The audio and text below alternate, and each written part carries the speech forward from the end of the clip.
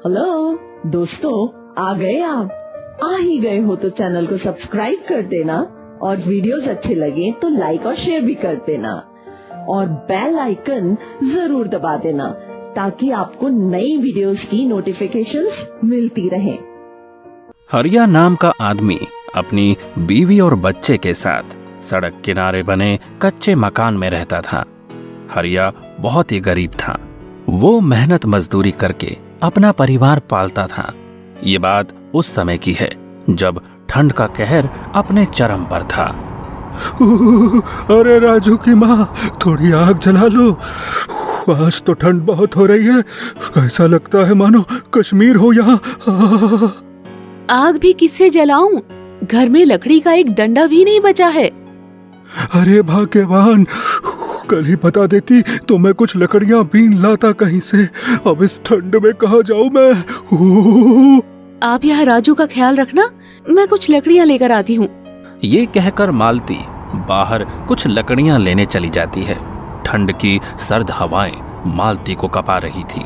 जैसे तैसे वो कुछ लकड़ियों को इकट्ठा कर पाती है और लेकर आती है कि तभी एक गाड़ी पीछे से उसे ठोकर मार देती है, जिससे कि उसकी कुछ लकड़ियां नाली में जा गिरती हैं। अरे कौन है जिसे ठंड में मरने की जल्दी पड़ी है, हैं? मालती जैसे तैसे उठती है और गाड़ी वाले से कहती है, साहब, जितनी जल्दी आपको घर जाने की है ना, उतनी ही जल्दी मुझे भी है। आपकी वजह से मेरी लकड़ियाँ गिर गई और आप हॉर्न बजा रहे हैं।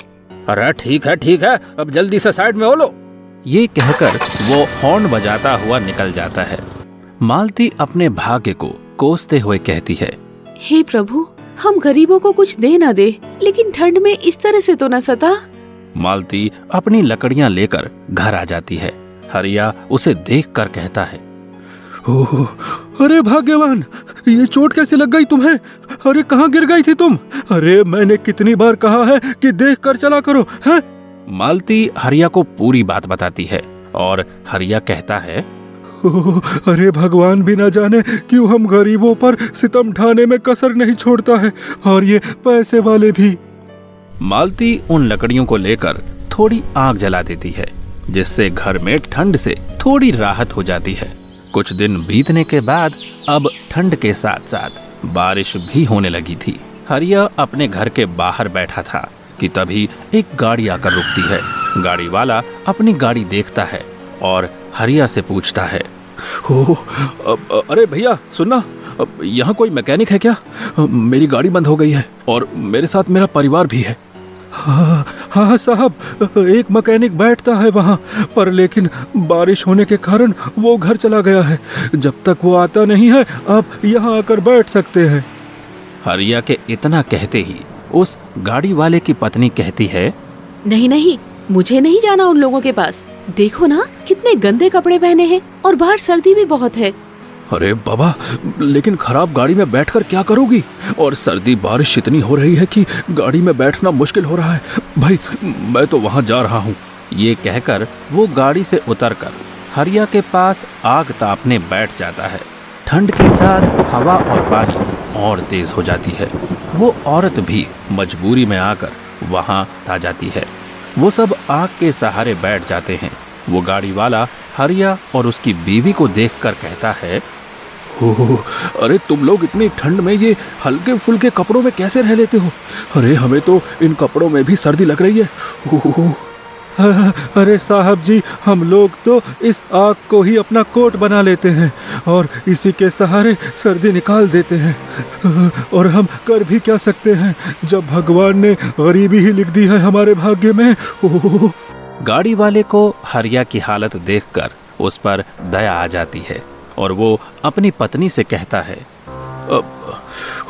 अरे सुनो मीनाक्षी, गाड़ी में वो जो आज शॉपिंग करके गर्म कपड़े लाए हैं ना, उन्हें इनको दे दो, हम दूसरे खरीद लेंगे, ठीक है?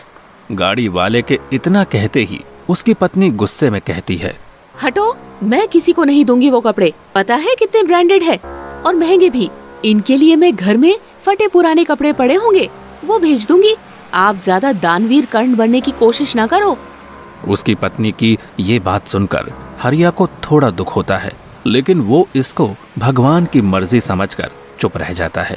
थोड़ी देर बाद बारिश बंद हो जाती है और वो मैकेनिक भी अपनी दुकान खोल देता है और वो अपनी गाड़ी बनवा कर चले जाते हैं।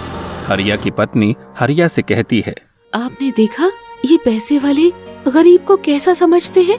ये कपड़े तो ब्रांडेड पहनते हैं लेकिन इनकी सोच ब्रांडेड नहीं होती है। इधर गाड़ी वाले को अपनी पत्नी का व्यवहार बहुत खराब लगता है। वो हरिया और उसके परिवार के लिए अगली सुबह जाकर कुछ नए गर्म कपड़े खरीदता है और उन्हें देने पहुंच जाता है।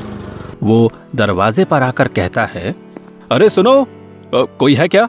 जी साहब, आप यहाँ कहिए, क्या काम है?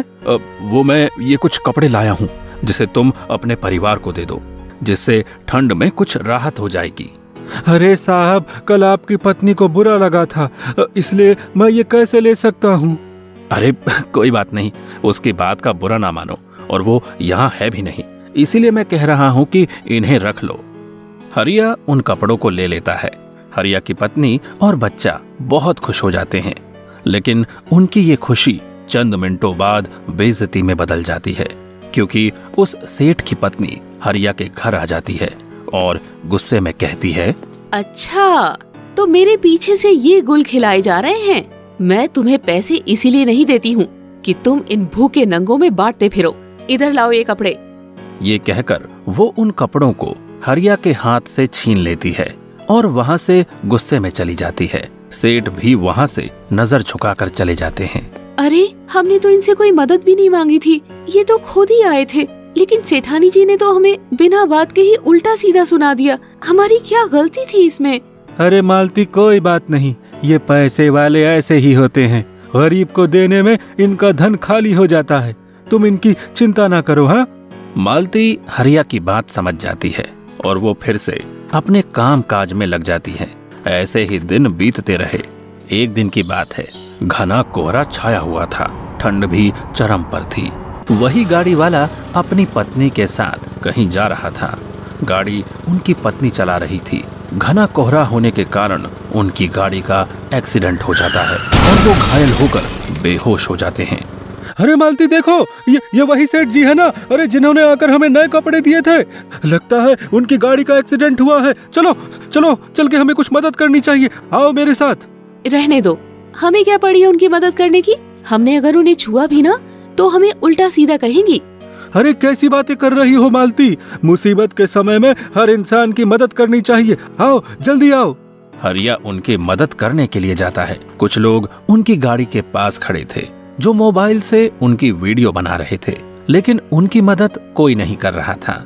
ये देखकर हरिया कहता है, अरे, आप लोग मदद करने की बजाय मोबाइल से फोटो ले रहे हैं। अरे, आजकल इंसानियत तो किसी में नहीं रही है। हाँ, ये कहकर हरिया उन्हें अपने घर ले आता है और पास के किसी डॉक्टर से उनकी पट्टी करा देता है। थोड़ी देर बाद उन्हें होश आता है और मीनाक्षी अपने आप को उस हरिया के बिस्तर पर देख भड़क उठती है और कहती है, छी, मुझे यहाँ कौन लेकर आया इस गंदी जगह में? और ये बार बार तुम हम लोगों के पीछे क्यों पड़े रहते हो? अरे मेम साहब, आपको चोट लगी है। आपकी गाड़ी का एक्सीडेंट हो गया था, इसलिए मजबूरी में मुझे आपको यहाँ लाना पड़ा, क्योंकि बड़े अस्पताल का खर्चा मैं नहीं उठा सकता था। तभी डॉक्टर साहब बोल पड़ते हैं, देखिए मैडम जी, अगर ये आपको नहीं लाता तो आपको बचाना किसी डॉक्टर के बस में नहीं था, क्योंकि इसने समय रहते ही आपके बहते हुए खून पर अपने कपड़े से पट्टी बांध दी थी, जिससे खून नहीं बह पाया और मुझे बुला लिया। आप तो इसका शुक्रिया करने के बजाय इस गरीब को उल्टा सीधा सुना रही हैं। भाई, भलाई का तो जमाना ही नहीं रहा। ये कहकर डॉक्टर साहब अपना बैग लेकर चले जाते हैं।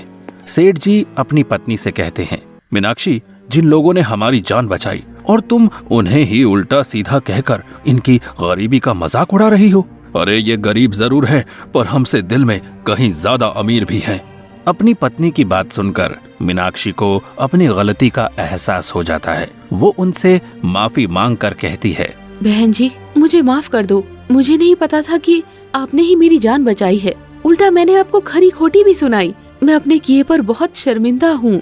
हरिया और मालती भी मीनाक्षी को माफ कर देते हैं। सेठ जी हरिया और उसके परिवार को गर्म कपड़े देते हैं और हरिया को अपने यहाँ काम पर रख लेते हैं।